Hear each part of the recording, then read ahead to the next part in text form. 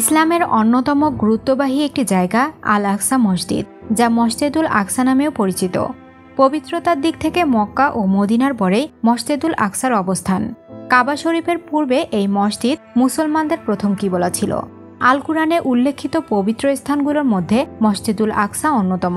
বর্তমানে মসজিদটিতে মুসলমানদের অধিকার থাকলেও ভৌগোলিকভাবে এই অঞ্চল দখল করে রেখেছে অবৈধ রাষ্ট্র ইসরায়েল। ইতিহাসে বর্ণিত আছে, পবিত্র কাবা ঘর নির্মাণের 40 বছর পর হজরত ইয়াকুব আলাইহিস সালাম জেরুজালেমে মসজিদুল আকসা নির্মাণ করেন। পরবর্তীতে হজরত দাউদ আলাইহিস সালামের নির্দেশে হজরত সুলাইমান আলাইহিস সালাম মসজিদটির পুনর্নির্মাণ করেন। পূর্বে এর নাম ছিল বাইতুল মাকদিস। পরবর্তীতে কুরআন শরীফে এর নামকরণ করা হয় আল মসজিদুল আকসা। মসজিদুল আকসা অর্থ দূরের মসজিদ।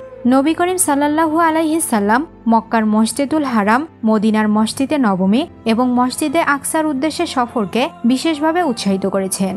হাদিসে আছে, হিজরতের 1 বছর আগে 27 রজব মিরাজের রাতে মহানবী সাল্লাল্লাহু আলাইহিস সাল্লাম প্রথম বাইতুল আকসায় উপস্থিত হন। এরপর বোরাককে বাইরে বেঁধে মহানবী সাল্লাল্লাহু আলাইহিস সাল্লাম মসজিদে আকসায় প্রবেশ করেন এবং সেখানে 2 রাকাত নামাজ আদায় করেন।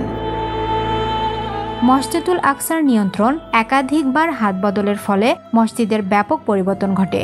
1969 সালে ইসরায়েলের সহায়তায় একজন উগ্র ইহুদি আল আকসা মসজিদের এক অংশে আগুন ধরিয়ে দেয়। এরপর থেকে আমেরিকা ও ইসরায়েলের প্রকাশ্য ও গোপন মদদে মুসলমানদের প্রথম এবং পবিত্র এই কিবলার উপর নানা সময়ে আক্রমণ অব্যাহত থাকে। 746 সালে একটি ভূমিকম্পে মসজিদুল আকসা পুরোপুরি ধ্বংস হয়ে যায়। 754 সালে খলিফা আল মনসুর পুনরায় মসজিদটি নির্মাণ করেন। 780 সালে এটি আবারও সংস্কার করা হয়। দুর্ভাগ্যজনকভাবে 1033 সালে মসজিদটি আরেকটি ভূমিকম্পে আবারও ধ্বংস হয়ে যায়। 2 বছর পর খলিফা আলিয়ার জাহির আবারও সেই একই জায়গায় মসজিদটি নির্মাণ করেন।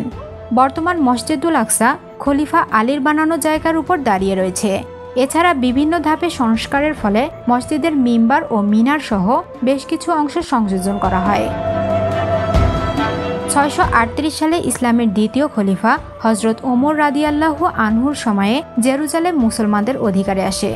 এর 661 বছর পর এই পবিত্র জায়গা নিয়ে ইহুদি, খ্রিস্টান ও মুসলমানদের মধ্যে দ্বন্দ্ব শুরু হয়। খ্রিস্টান ধর্মাবলম্বীদের মতে এই জায়গাটি তাদের পবিত্র স্থান টেম্পল মাউন্ট। এই দ্বন্দ্বের জেরে শুরু হয় এক ঐতিহাসিক যুদ্ধ, যা আজও পর্যন্ত চলমান রয়েছে। 1096 সালে খ্রিস্টান ক্রুসেডাররা সিরিয়া ও ফিলিস্তিনের অঞ্চল দখল করে নেয়। এ সময় মসজিদুল আকসাকে তারা একটি গির্জায় পরিণত করে। তারপর শুরু হয় বিখ্যাত ক্রুসেড যুদ্ধ।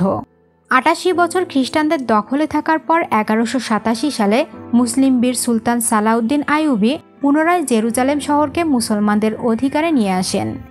ক্রুসেডাররা পরাজিত হলেও তারা পুরো ফিলিস্তিন অঞ্চল চিরদিনের জন্য দখল করে নেয়ার দীর্ঘমেয়াদী পরিকল্পনা শুরু করে। ইহুদিরা তৎকালীন উসমানীয় শাসক আব্দুল হামিদের কাছে ফিলিস্তিনের জমি কেনার অনুমতি চায় এবং বিনিময়ে উসমানীয়দের সমস্ত বিদেশি ঋণ পরিশোধ করে দেওয়ার অঙ্গীকার করে। সুলতান এই ষড়যন্ত্রমূলক প্রস্তাব না মানলে ইহুদিরা গোপনে জমি দখল করতে থাকে। 1917 সালে ইংরেজরা ফিলিস্তিনে প্রবেশ করে।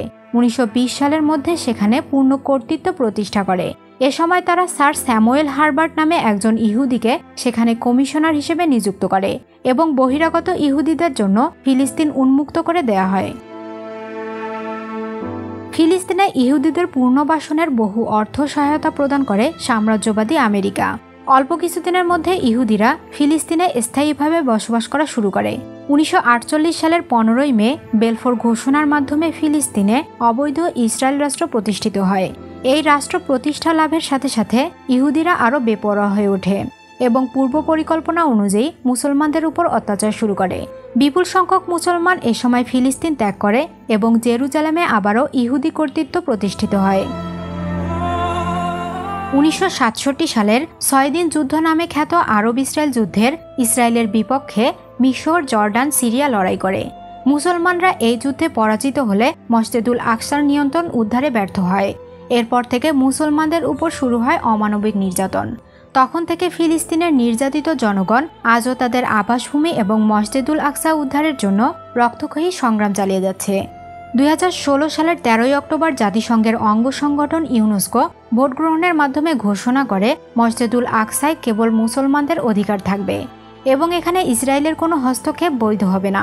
কিন্তু এখন পর্যন্ত এই প্রস্তাব বাস্তবায়ন হয়নি, বরং ইসরায়েল ফিলিস্তিনিদের উপর সহিংসতা আরও বাড়িয়ে দিয়েছে।